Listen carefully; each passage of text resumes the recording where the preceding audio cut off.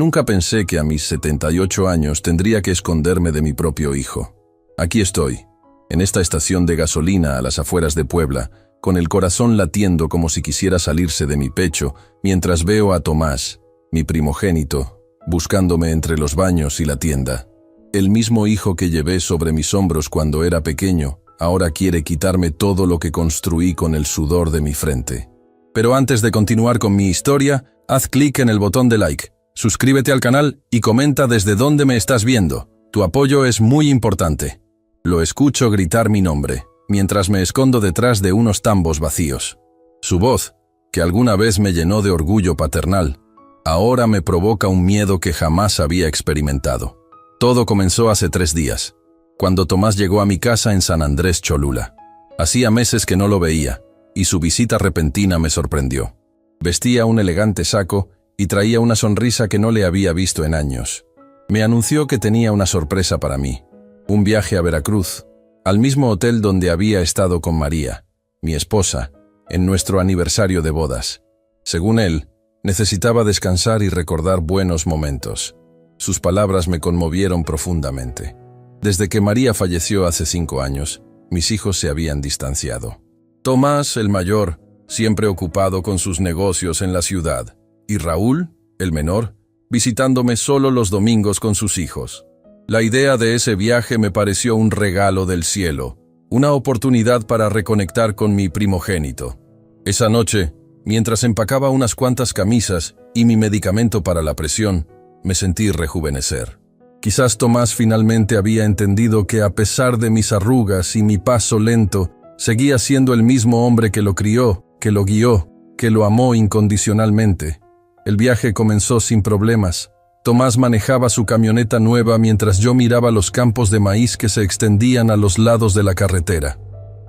Mi vida había estado ligada a esos campos desde que tengo memoria. 50 hectáreas de buena tierra que heredé de mi padre, y que, con esfuerzo, logré hacer producir como nunca antes. Intenté iniciar una conversación recordando cuando lo llevaba conmigo a sembrar siendo niño. Su respuesta fue fría, desdeñosa. Mencionó que los tiempos cambian y que ya nadie quiere ensuciarse las manos con la tierra cuando hay mejores oportunidades. Su tono me molestó. Siempre despreció el trabajo en el campo, a pesar de que esa tierra pagó sus estudios en la universidad privada que tanto presumía. Paramos a comer en un restaurante a la orilla de la carretera. Mientras esperábamos la comida, Tomás sacó unos papeles de su portafolio. Me explicó que quería aprovechar el viaje para revisar unos documentos, una formalidad para actualizar mi testamento. Según él, a mi edad era mejor tener todo en orden. Le recordé que ya había arreglado mi testamento hace 2 años con el licenciado Vargas, pero él desestimó al abogado llamándolo despectivamente abogado de pueblo. Insistió en que los papeles que traía habían sido preparados por un notario de verdad de la capital, y me instó a firmar en varias líneas al final de las hojas. Algo no me cuadraba. Tomás nunca se había preocupado por mis asuntos legales. Tomé los papeles y, aunque mi vista no es la mejor, pude distinguir palabras como cesión total, internamiento y representación legal. Mi corazón dio un vuelco. Le dije que necesitaba mis lentes para leer el documento completo, mintiendo que los había dejado en mi maleta. Él insistió en leérmelo él mismo, acercándose más. En ese momento, providencialmente, mi celular comenzó a sonar. Era Raúl, mi hijo menor. Me aparté un poco para contestar, alegando privacidad.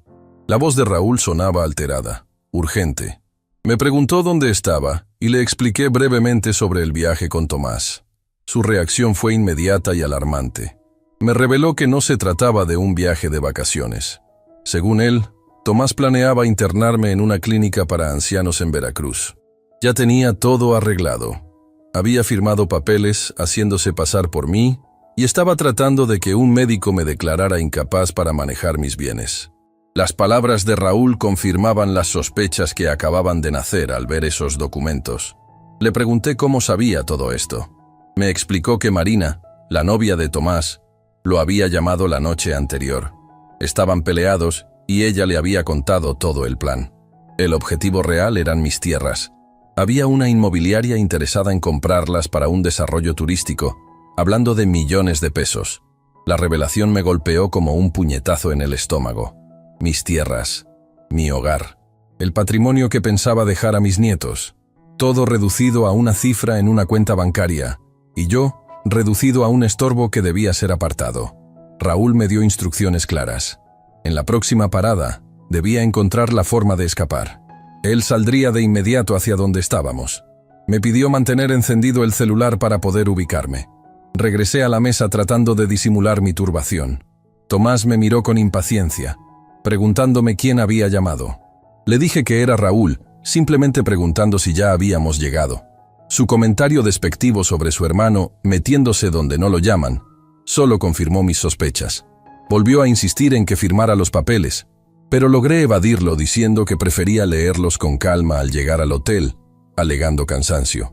Noté cómo su mandíbula se tensaba. Por primera vez en mi vida, tuve miedo de mi propio hijo. Seguimos el viaje en un silencio incómodo. Yo fingía dormir mientras mi mente trabajaba a toda velocidad. ¿Cómo había llegado a esto? ¿En qué momento mi primogénito decidió que mi vida y mis bienes valían menos que sus ambiciones? Recordaba a Tomás de niño, curioso y brillante, siguiéndome por la milpa, haciéndome 1000 preguntas sobre las plantas, los animales, las estaciones. ¿Dónde había quedado ese niño?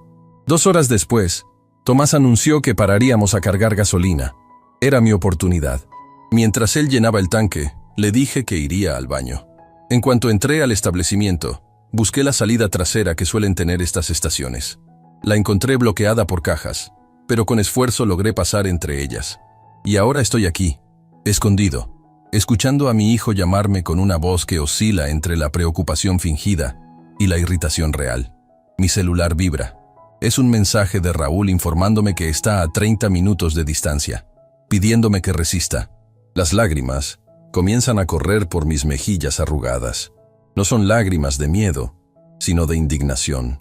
He sobrevivido a sequías que arruinaron cosechas enteras, a la muerte de mi amada esposa, a caídas que me dejaron huesos rotos.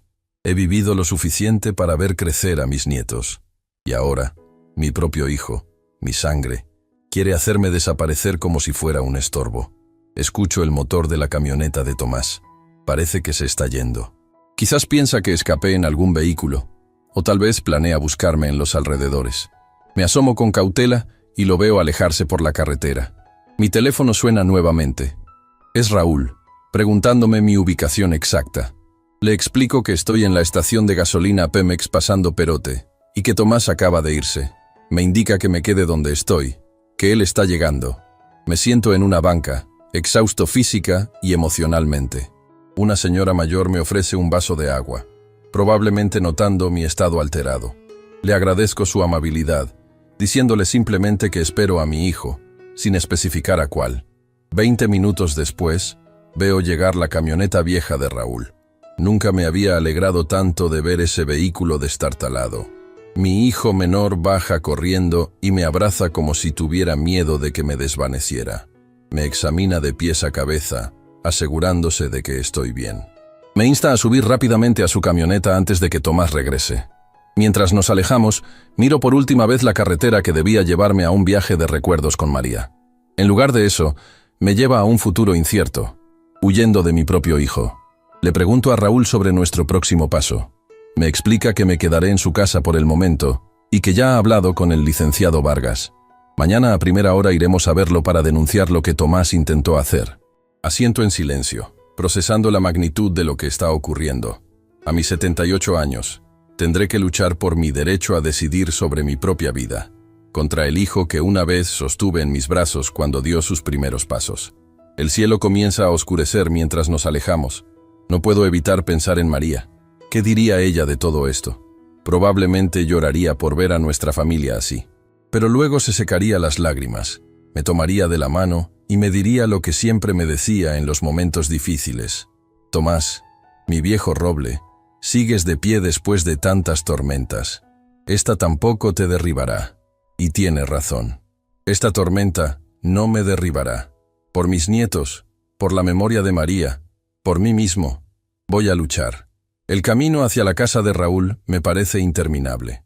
Cada kilómetro que recorremos es un kilómetro más lejos de la vida que conocía, de la rutina que me daba seguridad, pero también es un kilómetro más cerca de la verdad, de la justicia, de recuperar el control de mi destino. Observo a mi hijo menor mientras conduce, sus manos firmes en el volante, su perfil tenso por la preocupación. Raúl siempre fue el más parecido a María, sensible, leal, con un fuerte sentido de lo correcto. Nunca buscó riqueza ni reconocimiento, solo una vida honesta y tranquila con su familia. Ahora, arriesga esa tranquilidad por protegerme. Llegamos a su casa cuando las primeras estrellas ya aparecen en el cielo. Lucía, mi nuera, nos espera en la puerta con una expresión de angustia que se transforma en alivio al verme. Los niños, Miguel y Daniela, corren a abrazarme sin entender completamente la gravedad de la situación. Para ellos, es solo una visita sorpresa del abuelo. Esa noche, después de que los niños se duermen, Raúl, Lucía y yo nos sentamos en la cocina a planear los próximos pasos.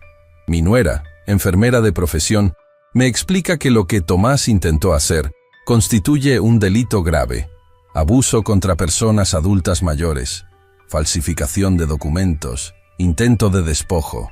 El licenciado Vargas nos espera mañana temprano. Debemos actuar rápido, antes de que Tomás intente algo más. La idea de denunciar a mi propio hijo me revuelve el estómago, pero entiendo que no tengo alternativa. Esto ya no es solo sobre mí o mis tierras. Es sobre el principio básico de que cada persona, sin importar su edad, tiene derecho a decidir sobre su propia vida. Esa noche, en la pequeña habitación que me han preparado, miro por la ventana hacia el cielo estrellado de Cholula, las mismas estrellas que he observado toda mi vida desde mi propia tierra. Me pregunto si volveré a verlas desde allí, si podré seguir siendo el dueño de mi destino, o si la ambición de Tomás finalmente prevalecerá. Pero mientras contemplo esas estrellas eternas, siento crecer dentro de mí una determinación igualmente fuerte. Soy Tomás Ramírez Gutiérrez, hijo de campesinos, esposo de María, padre de 2 hijos, abuelo de 4 nietos. He trabajado la tierra con estas manos durante más de 60 años. He construido una vida de honestidad y trabajo duro, y no permitiré que nadie, ni siquiera mi propio hijo, me la arrebate por ambición. Mañana comienza la batalla, y estoy listo para librarla. El camino hacia la casa de Raúl me pareció eterno. Mi mente no dejaba de dar vueltas, repasando señales que debí haber notado antes. Las visitas repentinas de Tomás después de meses de ausencia, sus preguntas sobre los papeles de las tierras, aquella vez que lo encontré revisando mi correspondencia. «¿En qué piensas, papá?», preguntó Raúl, interrumpiendo mis cavilaciones. «En tu hermano. ¿En cuándo cambió tanto?», respondí, mirando por la ventana los campos que pasaban a nuestro lado. «Lo crié igual que a ti. Le di los mismos valores, el mismo cariño. La gente cambia, papá. El dinero cambia a la gente». Raúl apretó el volante con fuerza. Desde que se casó con Claudia y empezó a codearse con esos empresarios de la capital, dejó de ser el hermano que conocía. Claudia, la esposa de Tomás. Una mujer elegante de la Ciudad de México que nunca ocultó su desprecio por nuestra vida sencilla en Puebla. Recuerdo la primera vez que vino a mi casa. Miró las paredes encaladas, los muebles gastados pero limpios, las fotos familiares en marcos sencillos, y arrugó la nariz como si hubiera olido algo desagradable. «¿Y qué dice Marina?», pregunté, recordando que fue ella quien alertó a Raúl. «Está dispuesta a testificar. Parece que Tomás y ella han tenido problemas últimamente. Me contó que lo escuchó hablar con un tal Hernández, de una inmobiliaria.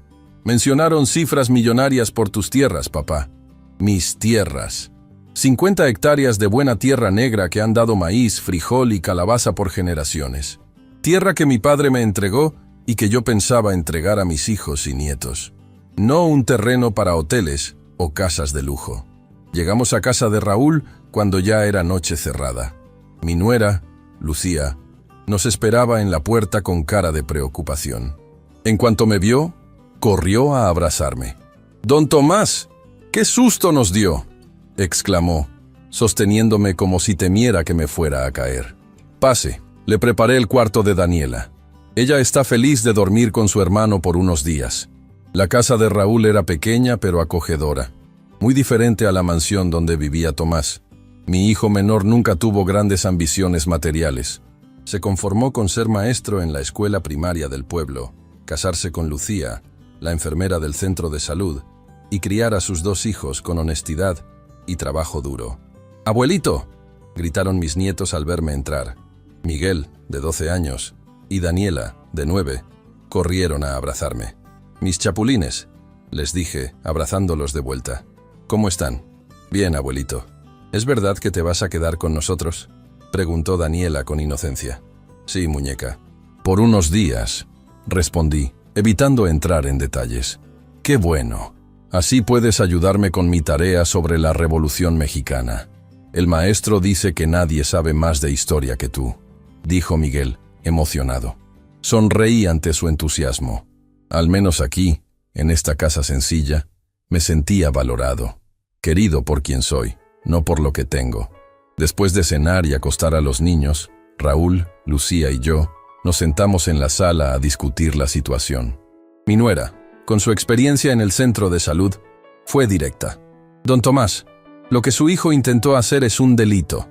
Se llama abuso contra personas adultas mayores y está tipificado en el Código Penal, además de la falsificación de documentos y el intento de despojo». «Lucía tiene razón, papá», añadió Raúl. «El licenciado Vargas nos espera mañana a las 10. Dice que debemos actuar rápido antes de que Tomás intente algo más». «¿Creen que lo hará?», pregunté, sintiendo un escalofrío. «Estoy seguro», respondió Raúl. «Te buscará y cuando te encuentre, intentará convencerte de que todo fue un malentendido o una confusión. Es muy bueno manipulando a la gente. Esa noche apenas pude dormir. La cama era cómoda y el cuarto estaba limpio, pero mi mente no descansaba. ¿Cómo enfrentaría a Tomás? ¿Cómo miraría a los ojos al hijo que intentó despojarme de todo? Peor aún, ¿cómo explicaría a mis nietos que su tío, mi primogénito, había intentado internarme contra mi voluntad para quedarse con mi patrimonio? A las 7 de la mañana ya estaba levantado. Encontré a Lucía en la cocina preparando el desayuno. «Don Tomás, es muy temprano. Debería descansar más», me dijo con preocupación. «A mi edad, hija, el sueño es un lujo. Además, estoy acostumbrado a levantarme con el sol. ¿Te ayudo en algo? Si quiere moler el maíz para las tortillas». Me sentí útil moliendo el maíz en el metate, como lo había hecho tantas veces en mi propia casa. El ritual familiar de preparar el desayuno me calmó un poco. Los niños se levantaron poco después, emocionados de encontrarme en su cocina. Desayunamos entre risas y anécdotas, como si nada grave estuviera pasando. Supongo que Raúl y Lucía querían protegerlos de la verdad, al menos por ahora. Después de que Lucía llevara a los niños a la escuela y Raúl se preparara para nuestra cita con el abogado, sonó el teléfono. Mi hijo atendió y su rostro se transformó. «Es Tomás», me dijo tapando el auricular. «Quiere hablar contigo». Tomé el teléfono con manos temblorosas. «Bueno, papá, ¿dónde diablos te metiste?». La voz de mi hijo mayor sonaba entre preocupada y furiosa. «Te busqué por todas partes. Pensé que te había pasado algo». «Estoy bien, hijo. Estoy con Raúl». «¿Con Raúl?». Su tono cambió a uno más duro. «¿Qué haces allá?». «Se suponía que íbamos de viaje». «Creo que los dos sabemos que no era un simple viaje», respondí, sintiendo cómo la indignación reemplazaba al miedo. Hubo un silencio al otro lado de la línea. Cuando Tomás volvió a hablar, su voz sonaba conciliadora, casi dulce. «Papá, no sé qué te habrá dicho Raúl, pero todo es un malentendido. Los papeles que te mostré eran para proteger tu patrimonio, no para quitártelo. Sabes que yo nunca haría nada para dañarte». Sus palabras eran exactamente lo que Raúl había predicho. Intentaba manipularme, hacerme dudar. «¿Y la clínica en Veracruz?», pregunté directamente. «¿También era por mi bien?». Otro silencio. Luego una risa forzada. «¿Clínica? No sé de qué hablas, papá.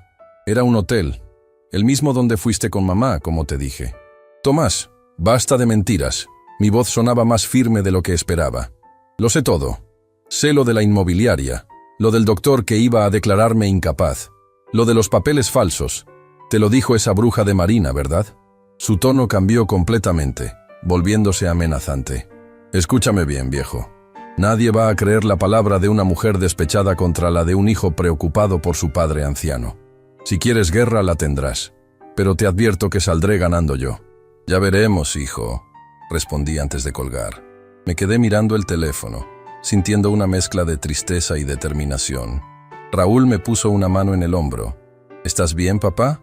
Sí, hijo. Ahora sí estoy seguro de lo que tenemos que hacer.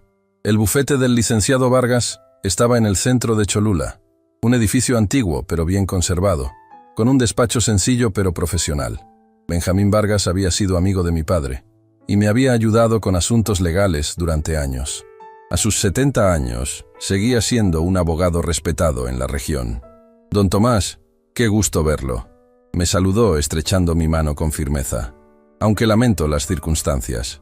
Gracias por recibirnos, licenciado, respondí mientras tomábamos asiento. Bien. Raúl ya me puso al tanto de la situación, pero necesito escucharlo de usted, dijo, ajustándose los lentes. Cuénteme todo desde el principio. Durante casi una hora, le relaté los eventos de los últimos días. La invitación al viaje, los documentos sospechosos, la llamada de Raúl, mi huida de la gasolinera. Vargas tomaba notas y asentía gravemente. Lo que su hijo intentó hacer es muy serio, don Tomás, dijo cuando terminé. Tenemos que actuar en varios frentes. Primero, necesitamos asegurarnos de que nadie pueda declararlo incapaz sin una evaluación justa. Segundo, debemos proteger sus bienes de cualquier intento de apropiación indebida. Y tercero, tenemos que recabar evidencia para una posible denuncia penal. ¿Denuncia penal? La idea de denunciar a mi propio hijo me revolvió el estómago. ¿No hay otra manera? Entiendo su reticencia, don Tomás. Es su hijo, pero lo que intentó hacer es un delito grave. Sin embargo, podemos empezar con medidas civiles. Presentaremos un amparo preventivo y solicitaremos una evaluación geriátrica completa que demuestre su plena capacidad mental. Eso suena mejor, concedí. ¿Y qué hay de mis tierras? Sus tierras están seguras por ahora. Su testamento actual, el que hicimos hace 2 años, es claro y está debidamente registrado. Tomás no puede venderlas ni disponer de ellas sin su autorización expresa, pero debemos estar atentos a cualquier intento de falsificación de documentos. Mientras el licenciado seguía explicando los pasos a seguir, la puerta del despacho se abrió sin previo aviso. Una mujer joven, de unos 30 años, entró apresuradamente. «Disculpe la interrupción, licenciado», dijo visiblemente alterada. «Soy Marina López. La reconocí de inmediato, la novia de Tomás, una mujer guapa, de cabello negro y ojos vivaces.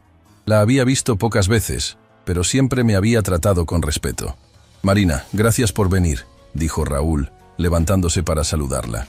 «Tenía que hacerlo», respondió ella, mirándome directamente. «Don Tomás, lamento mucho todo esto. Debí haberle advertido antes, pero no pensé que Tomás llegaría tan lejos». «Siéntese, señorita López», indicó el licenciado. «Su testimonio puede ser crucial».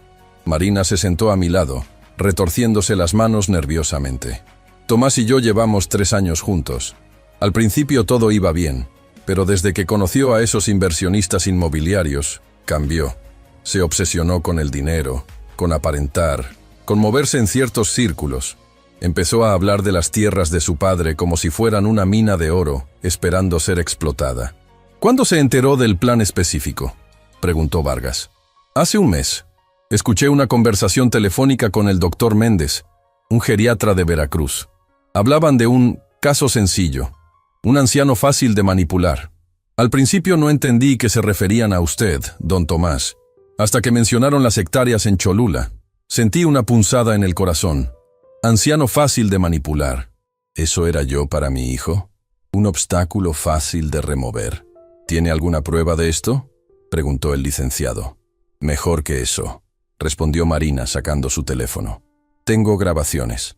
Tomás tiene la costumbre de dejar su teléfono conectado al Bluetooth del coche cuando conduce. A veces, cuando usa el altavoz para sus llamadas, yo grababa desde mi teléfono. Tengo al menos 3 conversaciones donde discute claramente el plan». El licenciado Vargas tomó el teléfono con interés profesional. Conectó unos auriculares y escuchó atentamente durante varios minutos.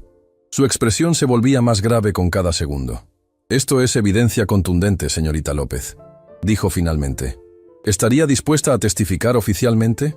«Por supuesto», respondió ella sin dudar. «Lo que Tomás planeaba hacer no solo es ilegal, es cruel. Don Tomás siempre me ha tratado bien, a pesar de que Claudia, la exesposa de Tomás, le llenó la cabeza de mentiras sobre mí. ¿Claudia está involucrada en esto?, preguntó Raúl, sorprendido. No directamente. Ellos se divorciaron hace 2 años, pero ella sigue teniendo influencia sobre él. Fue idea de ella contactar a esa inmobiliaria. Su hermano trabaja allí. Todas las piezas empezaban a encajar.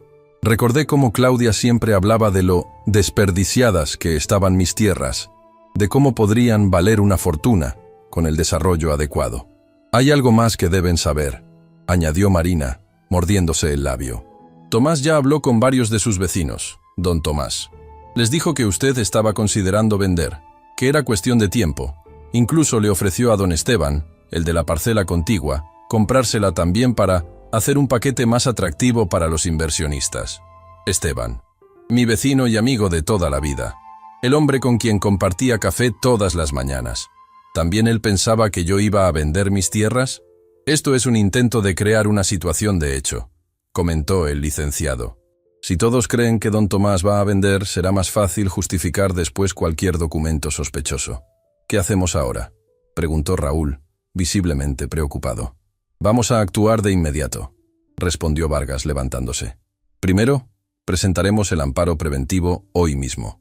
Segundo, solicitaremos una evaluación médica completa con un especialista independiente. Tercero, haremos copias de seguridad de estas grabaciones y otros documentos relevantes.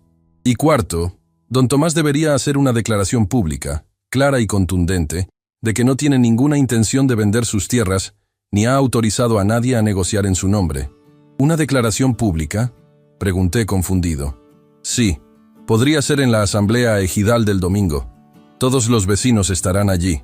Es importante que lo vean lúcido, firme y decidido. La idea me asustaba un poco. Nunca me ha gustado ser el centro de atención, pero entendía la necesidad de desmentir los rumores. De acuerdo, acepté finalmente. Lo haré. Al salir del despacho, el sol de mediodía caía implacable sobre las calles de Cholula. Marina se despidió de nosotros, prometiendo mantenerse en contacto y avisarnos de cualquier movimiento de Tomás.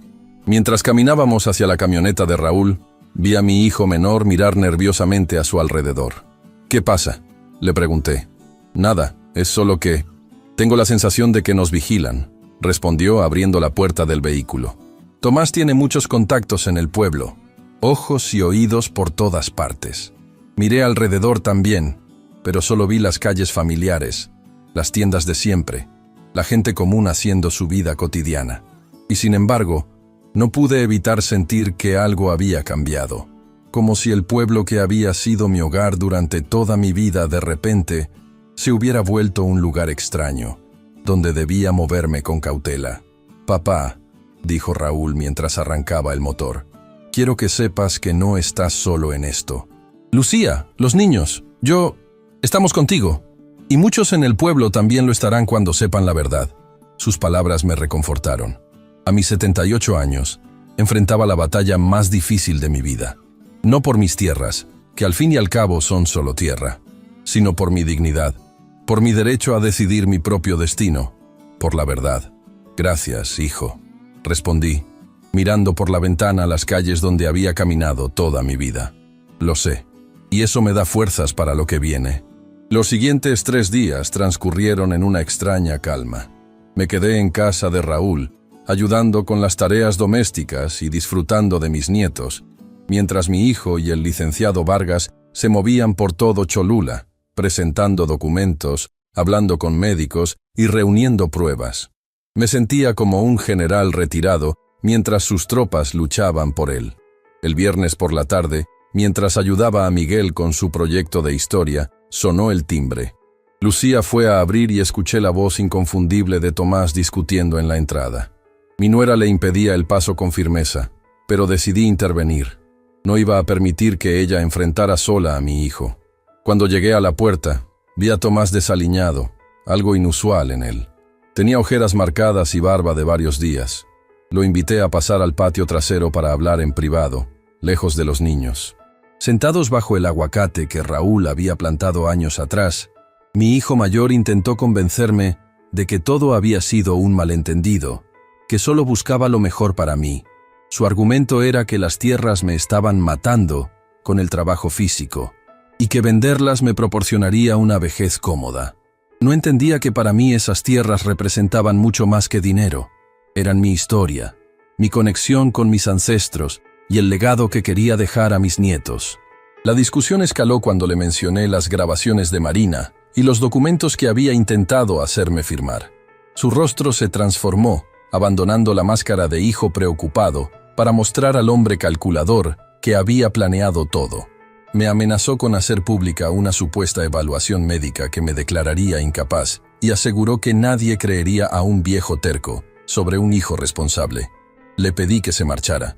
Con una última mirada de desprecio, se fue, no sin antes advertirme que me arrepentiría.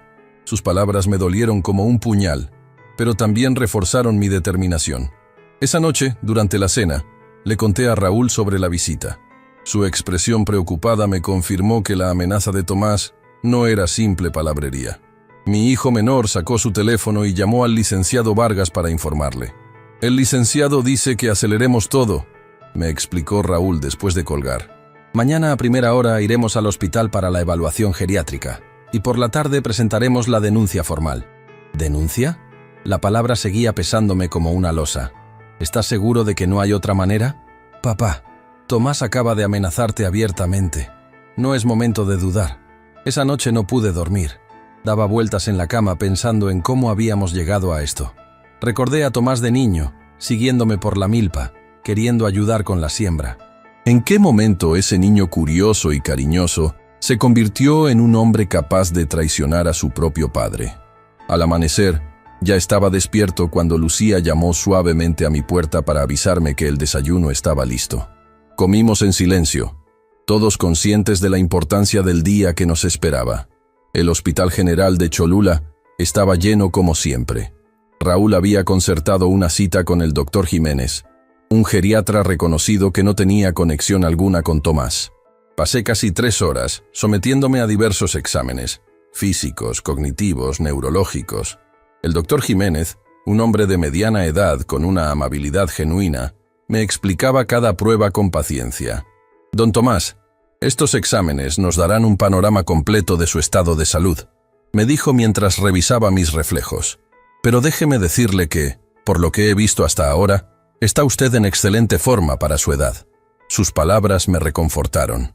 A pesar de mis 78 años y del trabajo duro en el campo, siempre me había mantenido activo y saludable. María, mi esposa, había sido enfermera y me había inculcado buenos hábitos de alimentación y cuidado personal. «Un viejo roble no se dobla fácilmente», solía decirme ella. Cuando terminaron los exámenes, el doctor Jiménez nos citó en su consultorio para discutir los resultados preliminares. Raúl y yo nos sentamos frente a su escritorio, expectantes. «Don Tomás, los resultados son claros», comenzó el doctor, revisando sus notas. «Usted presenta un estado cognitivo completamente normal para su edad. Su memoria, juicio y capacidad de toma de decisiones están intactos. Físicamente, tiene usted la condición de alguien 10 años menor. No hay ninguna base médica para cuestionar su capacidad». Sentí un gran alivio. Aunque nunca había dudado de mi lucidez, era reconfortante tener una confirmación médica oficial. «¿Podría poner eso por escrito, doctor?», preguntó Raúl. «Es muy importante para el caso legal que estamos enfrentando». «Por supuesto. Prepararé un informe detallado hoy mismo y podrán recogerlo mañana. También estoy dispuesto a testificar ante un juez si fuera necesario». Salimos del hospital con renovado optimismo.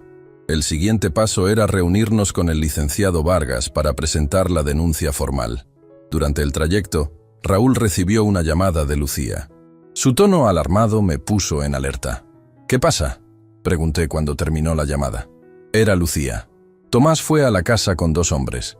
Exigieron verte, y cuando ella se negó, amenazaron con volver con una orden judicial. Dijeron algo sobre medidas de protección para un anciano en riesgo». Sentí un escalofrío. Tomás estaba acelerando su plan. «¿Los niños están bien?». «Sí, están en la escuela». Lucía llamó a su hermano para que la acompañe.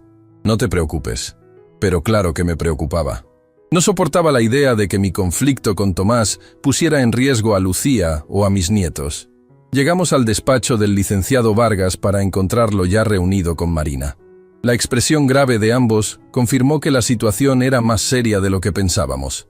«Don Tomás, Tenemos un problema, dijo el licenciado apenas entramos. Su hijo ha presentado una solicitud de interdicción judicial, alegando que usted sufre demencia senil y está siendo manipulado por Raúl. ¿Interdicción? La palabra me sonaba, pero no entendía completamente su significado legal. Es un proceso legal para declarar a una persona incapaz de manejar sus asuntos y designar a un tutor que lo haga en su lugar, explicó Vargas. En este caso, Tomás quiere ser nombrado su tutor legal, lo que le daría control total sobre sus bienes y decisiones. No puede hacer eso, protesté. Acabo de hacerme exámenes médicos que demuestran que estoy perfectamente lúcido. Eso nos ayudará. Pero él también presentó un informe médico, de un tal doctor Méndez de Veracruz, el mismo que mencionó Marina. Según ese informe, usted muestra claros signos de deterioro cognitivo y demencia incipiente. Eso es mentira, exclamó Raúl golpeando la mesa. Ese médico ni siquiera ha examinado a mi padre. Lo sabemos, y eso es precisamente lo que vamos a demostrar, respondió el licenciado con calma. Pero debemos actuar rápido. El juez Ortega ha programado una audiencia preliminar para el lunes. Si no nos presentamos con pruebas contundentes, podría conceder medidas cautelares a favor de Tomás. ¿Qué tipo de medidas?, preguntó Raúl. Podría ordenar que don Tomás sea trasladado a un entorno seguro mientras se resuelve el caso. En la práctica significaría que su padre quedaría bajo custodia temporal de Tomás o incluso en una institución designada por el tribunal. La idea de ser separado de Raúl y su familia, de ser encerrado en algún lugar contra mi voluntad, me provocó un miedo que no había sentido en años. ¿Cómo era posible que las leyes, supuestamente creadas para proteger a los vulnerables, pudieran ser utilizadas para despojarme de mi libertad? No voy a permitir que me lleven a ninguna parte, declaré con firmeza. Si es necesario, me iré lejos donde Tomás no pueda encontrarme. Huir no es la solución, don Tomás, dijo el licenciado. Solo confirmaría las mentiras de su hijo sobre su estado mental. Debemos enfrentar esto legalmente. Marina, que había permanecido en silencio hasta entonces, intervino. Hay algo más que deben saber, dijo, sacando su teléfono. Tomás se reunió ayer con el doctor Méndez aquí en Cholula. Un amigo los vio en el Hotel Colonial y me avisó. Logré grabar parte de su conversación desde una mesa cercana. Conectó su teléfono a la computadora del licenciado y reprodujo un audio. Aunque había ruido de fondo, las voces eran claramente reconocibles. Tomás y otra persona, presumiblemente el doctor Méndez, discutían sobre un informe médico y una generosa compensación por su colaboración. «Esto es oro puro», exclamó el licenciado Vargas después de escuchar la grabación. «Es evidencia clara de falsificación de documentos médicos. Con esto y el informe del doctor Jiménez, podemos no solo desestimar la solicitud de interdicción, sino también presentar cargos contra Tomás y este médico corrupto. Por primera vez en días, sentí que la balanza se inclinaba a nuestro favor, pero mi alivio duró poco. La puerta del despacho se abrió de golpe y entró una mujer joven, asistente del licenciado, con expresión alarmada. «Licenciado, está aquí el señor Tomás Ramírez con 2 policías. Tienen una orden judicial». El licenciado Vargas se levantó de inmediato. «Tranquilos todos, voy a hablar con ellos», dijo, dirigiéndose a la puerta. «Marina, guarde esa grabación en un lugar seguro. Raúl, quédese con su padre». Los minutos que siguieron fueron eternos. Escuchábamos voces elevadas en la recepción, pero no podíamos distinguir lo que decían. Marina aprovechó para enviar la grabación por correo electrónico a varias direcciones. «Por si acaso», nos explicó, «Tomás es capaz de cualquier cosa». Finalmente, el licenciado Vargas regresó, acompañado por Tomás y 2 oficiales de policía. Mi hijo mayor me miró con una mezcla de triunfo y condescendencia que me heló la sangre. «Don Tomás Ramírez Gutiérrez», dijo uno de los policías, consultando un documento. «Tengo una orden del juez tercero de lo familiar para trasladarlo a evaluación médica en el Hospital Psiquiátrico de Puebla, como medida cautelar dentro del proceso de interdicción iniciado por su hijo Tomás Ramírez Mendoza». «Esto es un atropello», protestó Raúl, poniéndose de pie. «Mi padre acaba de ser evaluado por un geriatra calificado esta mañana. Lo siento, señor, solo cumplimos órdenes del juez, respondió el policía, incómodo pero firme. El señor Ramírez será tratado con todo respeto y podrán visitarlo durante el proceso de evaluación. No pueden hacer esto, intervino el licenciado Vargas. Tenemos evidencia de que la solicitud de interdicción se basa en documentos falsificados. Exijo hablar con el juez Ortega inmediatamente. Puede presentar sus objeciones por los canales apropiados, licenciado, dijo el otro policía. Mientras tanto, debemos cumplir con la orden. Tomás se acercó a mí con falsa preocupación. Vamos, papá. Es por tu propio bien. Los médicos solo quieren asegurarse de que estás bien. Yo estaré contigo todo el tiempo. Lo miré directamente a los ojos, buscando algún rastro del hijo que había criado, pero solo encontré la mirada fría de un extraño. En ese momento, tomé una decisión. Iré voluntariamente, dije, para sorpresa de todos. Pero con dos condiciones. No estás en posición de poner condiciones, papá, respondió Tomás con impaciencia. Al contrario, intervino el licenciado Vargas. Una cooperación voluntaria sería mucho mejor que un traslado forzoso. Escuchemos a don Tomás. Quiero que el doctor Jiménez, quien me examinó esta mañana, esté presente durante la evaluación en el hospital psiquiátrico, dije con firmeza. Y quiero que Raúl pueda visitarme en cualquier momento. Los policías se miraron, indecisos. Por mí está bien, dijo finalmente uno de ellos. No veo nada irrazonable en esas peticiones. Tomás parecía furioso, pero se contuvo, consciente de la presencia de los oficiales. Como quieras, papá. Lo importante es que recibas la atención que necesitas. Mientras recogía mi sombrero y me preparaba para salir, Raúl se acercó y me abrazó fuertemente. No te preocupes, papá, me susurró al oído. Esto no quedará así. Te sacaremos de ahí pronto. El licenciado Vargas me tomó del brazo un momento. Don Tomás, manténgase firme. No firme nada sin mi presencia, ¿entendido? Y recuerde, usted está en pleno uso de sus facultades mentales. No deje que nadie lo haga dudar de eso. Marina también se despidió con un abrazo rápido. Confíe en nosotros, me dijo. Tenemos las pruebas y la verdad de nuestro lado. Salí del despacho escoltado por los policías y seguido por Tomás. Mientras caminaba hacia la patrulla estacionada afuera, varios transeúntes se detenían a mirar, curiosos o preocupados. Me sentí humillado, como un criminal, pero mantuve la cabeza alta. No había hecho nada malo y no permitiría que me trataran como si lo hubiera hecho. Antes de subir al vehículo, miré por última vez la plaza central de Cholula, con su iglesia amarilla y sus árboles frondosos.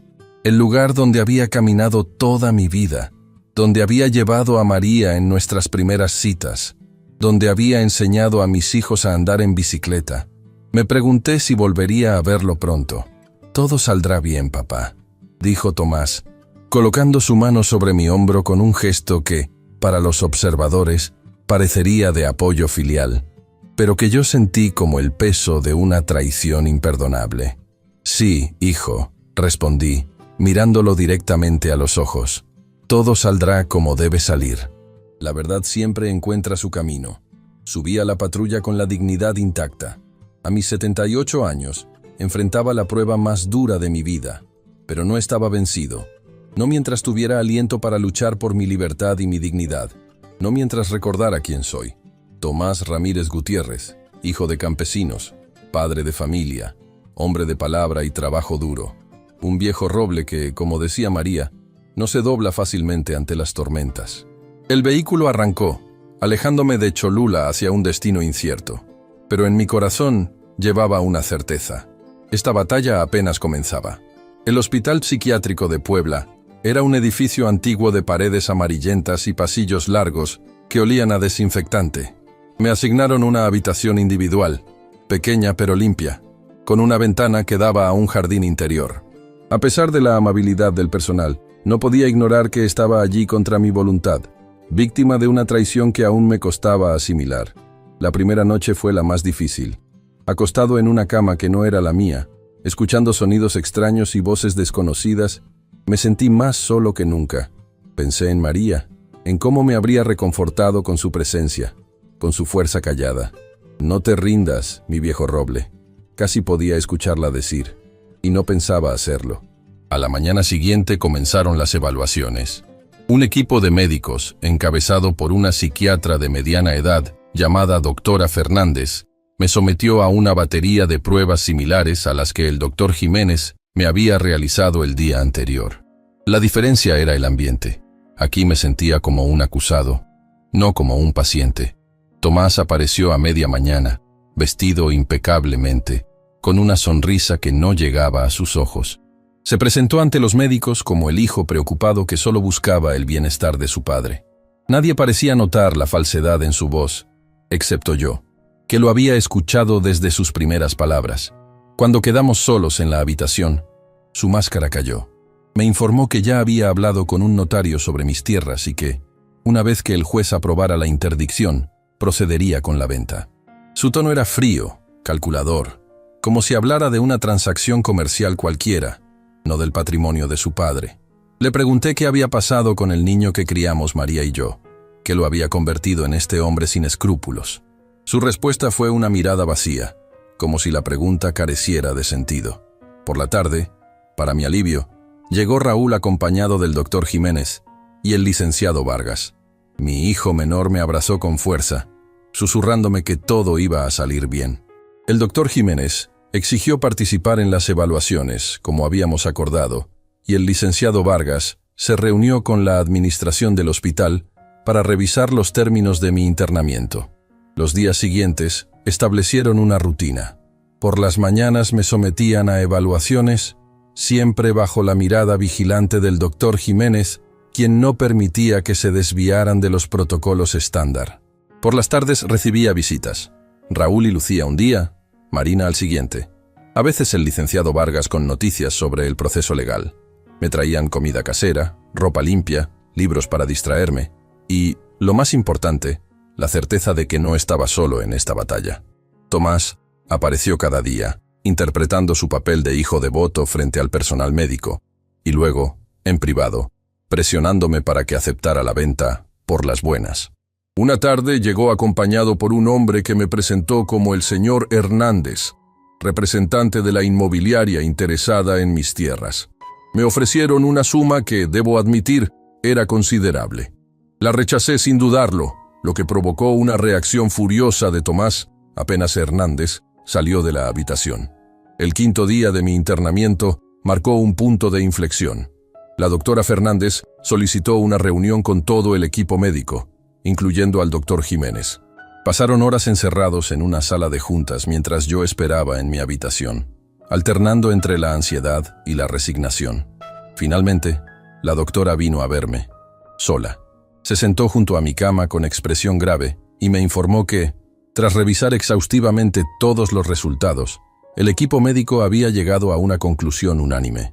No existía evidencia alguna de deterioro cognitivo que justificara una declaración de incapacidad. Al contrario, mis funciones mentales estaban perfectamente preservadas para alguien de mi edad. Me contó también que el doctor Méndez, cuyo informe había iniciado todo este proceso, no aparecía en los registros del hospital de Veracruz donde supuestamente trabajaba. La noticia me llenó de alivio, pero también de indignación. 5 días de mi vida arrebatados, de humillación y angustia, basados en una mentira. La doctora Fernández pareció leer mis pensamientos, pues me aseguró que incluiría en su informe oficial una crítica al procedimiento que me había llevado allí. Esto no debería haber ocurrido, me dijo con sincera indignación profesional. Esa misma tarde, el licenciado Vargas llegó con Marina. Traían noticias importantes. El juez Ortega había aceptado revisar la grabación donde Tomás y el supuesto doctor Méndez discutían la falsificación del informe médico. Además, habían localizado a un antiguo socio de Tomás, dispuesto a testificar sobre otros negocios turbios y documentos falsificados en el pasado.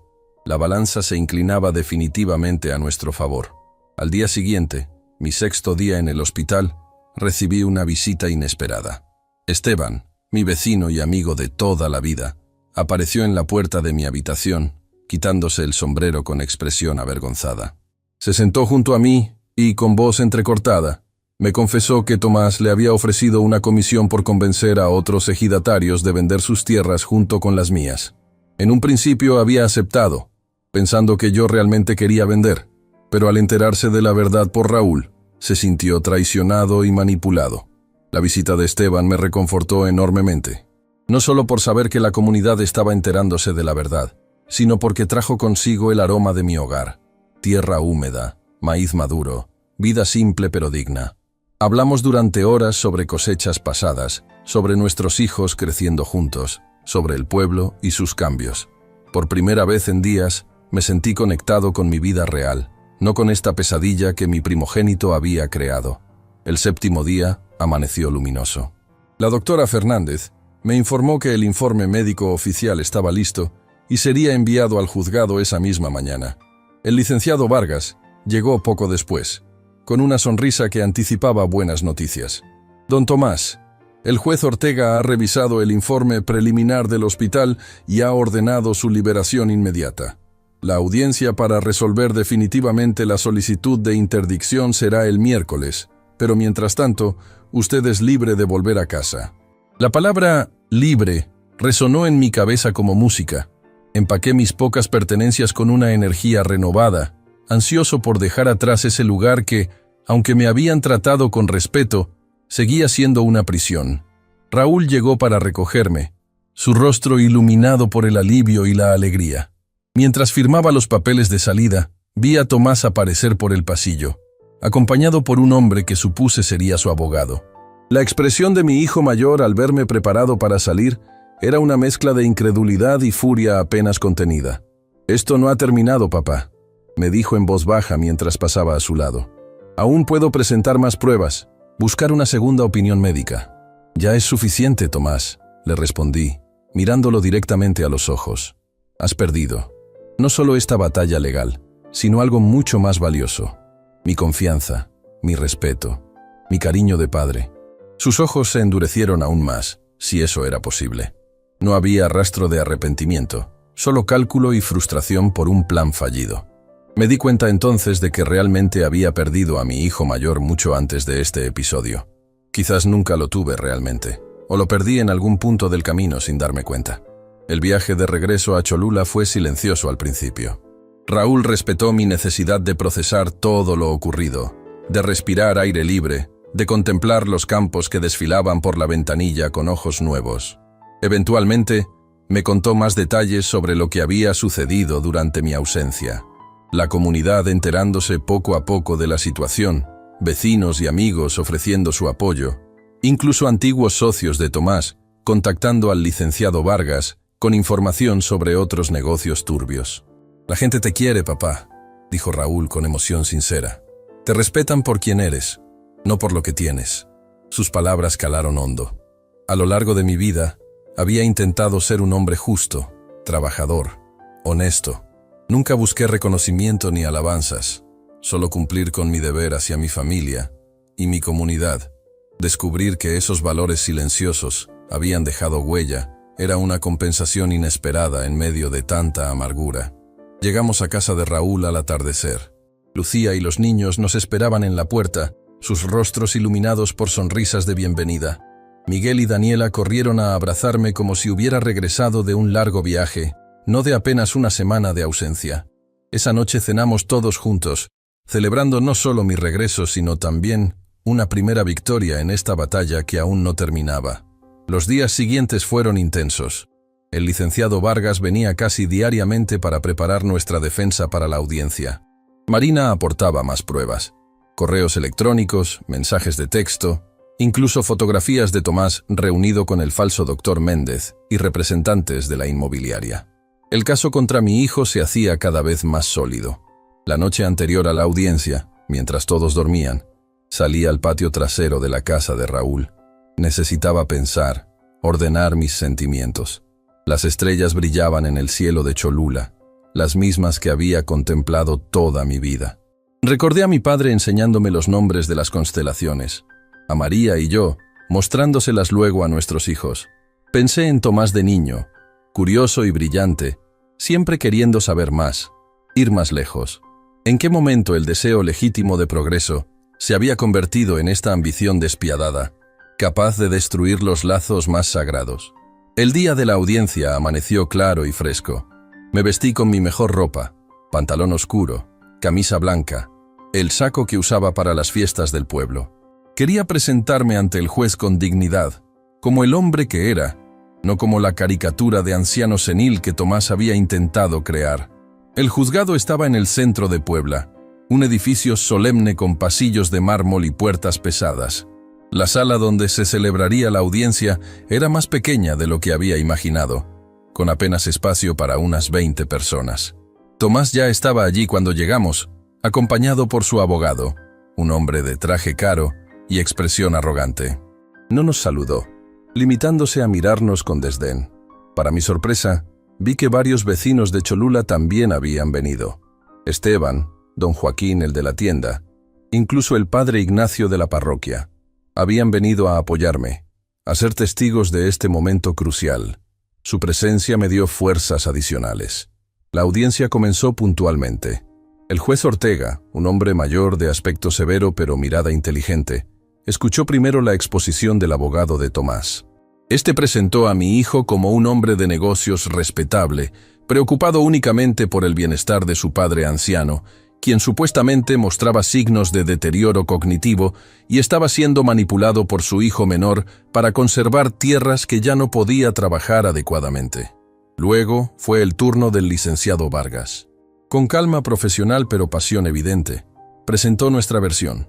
Un hijo ambicioso intentando despojar a su padre lúcido de un patrimonio valioso, utilizando documentos falsificados y testimonios médicos fraudulentos. Presentó el informe oficial del Hospital Psiquiátrico de Puebla, el testimonio escrito del Dr. Jiménez y las grabaciones aportadas por Marina. A medida que estas pruebas se iban exponiendo, vi cómo Tomás se hundía cada vez más en su asiento, cómo su abogado fruncía el ceño con preocupación creciente. La estrategia que habían planeado se desmoronaba ante la evidencia contundente. El momento más impactante llegó cuando Marina subió al estrado. Con voz clara y mirada directa, relató cómo había descubierto el plan de Tomás, las conversaciones que había escuchado, las reuniones secretas con la inmobiliaria. Describió a un hombre obsesionado con el dinero y el estatus, dispuesto a traicionar a su propio padre para conseguirlos. Su testimonio fue devastador, no solo por su contenido, sino por la autenticidad emocional con que lo entregó. Finalmente, llegó mi turno de hablar. Me levanté con la ayuda de mi bastón y caminé hasta el estrado. Sentí todas las miradas sobre mí, la del juez, evaluadora, la de Tomás, hostil, las de Raúl, Lucía y los vecinos, alentadoras. Tomé aire y comencé a hablar, no con un discurso preparado, sino desde el corazón. Hablé de mi vida como agricultor, del amor por la tierra que mi padre me había transmitido y que yo había intentado transmitir a mis hijos. Expliqué cómo esas 50 hectáreas no eran solo un activo económico, sino parte de mi identidad, de mi historia familiar. Describí mi dolor al descubrir que mi primogénito me veía como un obstáculo, como un viejo cuya voluntad podía ser ignorada y cuya vida podía ser decidida por otros. Señor juez, no pido nada extraordinario, concluí. Solo el derecho a decidir sobre mi propia vida, a mantener el control sobre lo que he construido con el trabajo de mis manos, a disponer de mi patrimonio según mi conciencia. Tengo 78 años, no 8. Mi cuerpo puede estar gastado por los años y el trabajo, pero mi mente está clara, mi voluntad intacta. El juez Ortega me observó largamente después de que terminé de hablar. Luego miró sus notas, las pruebas presentadas, y finalmente a Tomás y a mí, como sopesando no solo los argumentos legales, sino también la verdad humana detrás de ellos. Esta corte tomará un receso de 30 minutos, anunció, tras lo cual emitiré mi resolución. Esos 30 minutos fueron eternos. Salimos al pasillo, donde Raúl, Lucía y los vecinos me rodearon con palabras de aliento. Tomás y su abogado se mantuvieron apartados, discutiendo en voz baja con expresiones tensas. Marina se acercó a mí y me tomó de las manos. «Pase lo que pase, don Tomás, usted ya ha ganado», me dijo con firmeza. «Ha demostrado su dignidad, su entereza. Nadie podrá quitarle eso». Cuando volvimos a la sala, el juez Ortega ya estaba en su sitio, con una carpeta abierta frente a él. Nos pidió ponernos de pie para escuchar su resolución. Habiendo examinado todas las pruebas presentadas por ambas partes, y habiendo escuchado los testimonios pertinentes, este juzgado resuelve lo siguiente. Comenzó con voz solemne.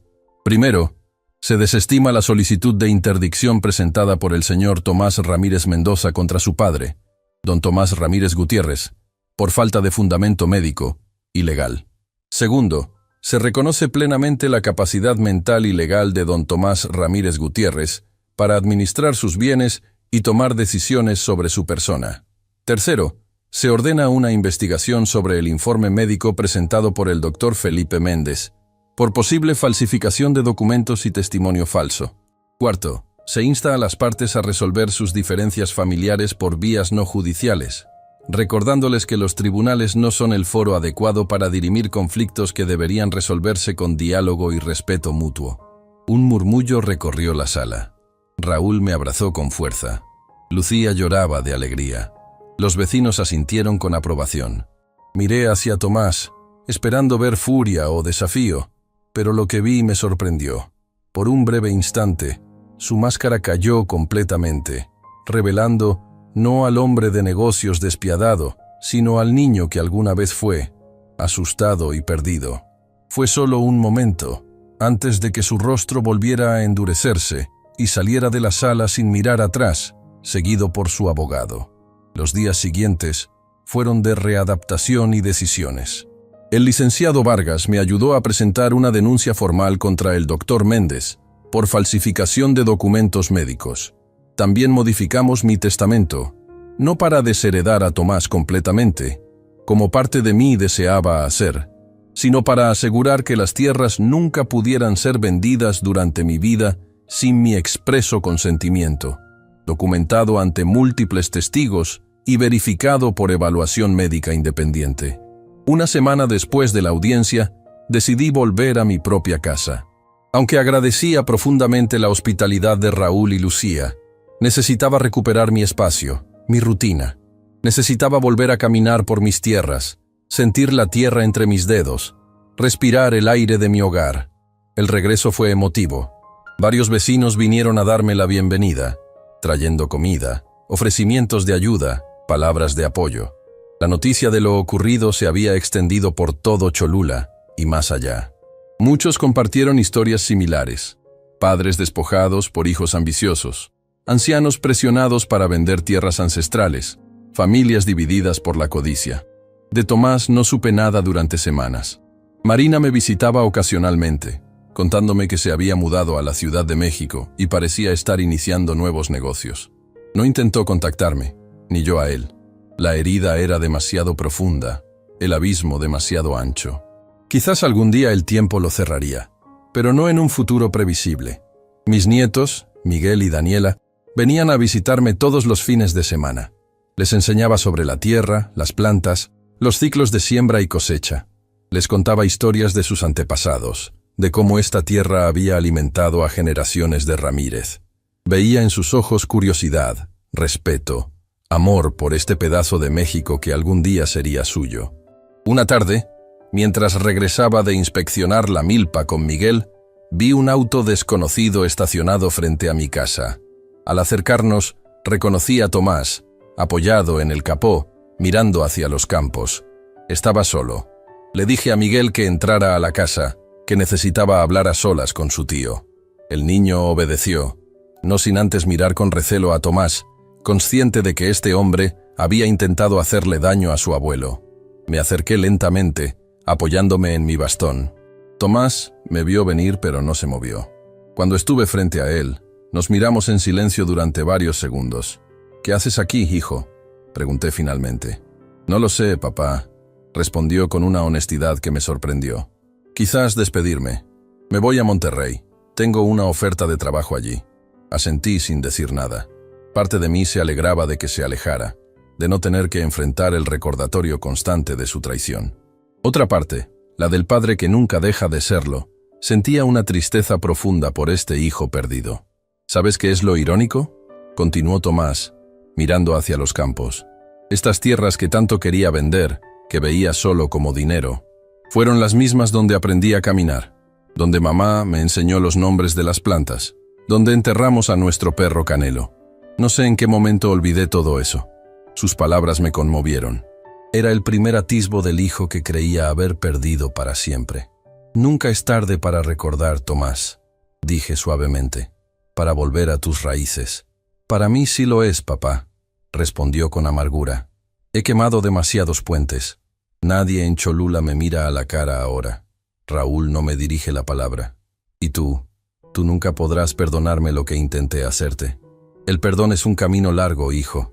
No puedo prometerte que llegaremos al final, pero podemos empezar a recorrerlo». Tomás me miró con sorpresa, quizás esperando más dureza, más rechazo. Luego desvió la mirada hacia la casa, donde Raúl y su familia nos observaban desde la ventana. «No vine a pedir perdón, papá, ni a justificarme. Solo quería verte una última vez, ver estas tierras una última vez, antes de irme. Siempre serás mi hijo, Tomás», dije, sintiendo el peso de cada palabra. «Siempre habrá un lugar para ti aquí, cuando estés listo para ocuparlo de la manera correcta». Asintió levemente, como si no creyera del todo en mis palabras, pero las agradeciera de todas formas. Luego se incorporó, sacudió su ropa y se dirigió a su auto. Antes de subir, se volvió hacia mí una última vez. «Cuídate, papá, y cuida estas tierras. Valen más de lo que yo entendía». Lo vi partir por el camino de tierra, levantando una nube de polvo que pronto se disipó en el aire de la tarde. No sabía si volvería a verlo, si este pequeño momento de conexión significaba el inicio de una reconciliación o una despedida definitiva. Solo el tiempo lo diría. Regresé a la casa, donde Raúl, Lucía y los niños me esperaban con expresiones preocupadas. Les conté brevemente la conversación, tranquilizándolos sobre mis sentimientos. Esa noche, mientras cenábamos juntos, sentí una extraña paz. El círculo de alguna manera se había cerrado, aunque de forma imperfecta. Han pasado 6 meses desde entonces. La vida ha recuperado su ritmo, su simplicidad valiosa. Sigo trabajando mi tierra cada día, ahora con la ayuda de Esteban y su hijo, quienes se ofrecieron a compartir labores y cosechas. Raúl y su familia vienen todos los domingos a comer, a pasar el día, a llenar la casa vieja con risas jóvenes. Marina encuentra tiempo para visitarme entre sus clases en la universidad, donde ha vuelto a estudiar. El licenciado Vargas pasa ocasionalmente a tomar café y ponerme al día sobre el caso contra el doctor Méndez, que avanza lentamente, pero con solidez. De Tomás, recibo alguna postal ocasional desde Monterrey, mensajes breves, superficiales, pero que mantienen un hilo tenue de conexión. No sé si algún día ese hilo se fortalecerá o si finalmente se romperá del todo. He aprendido a vivir con esa incertidumbre.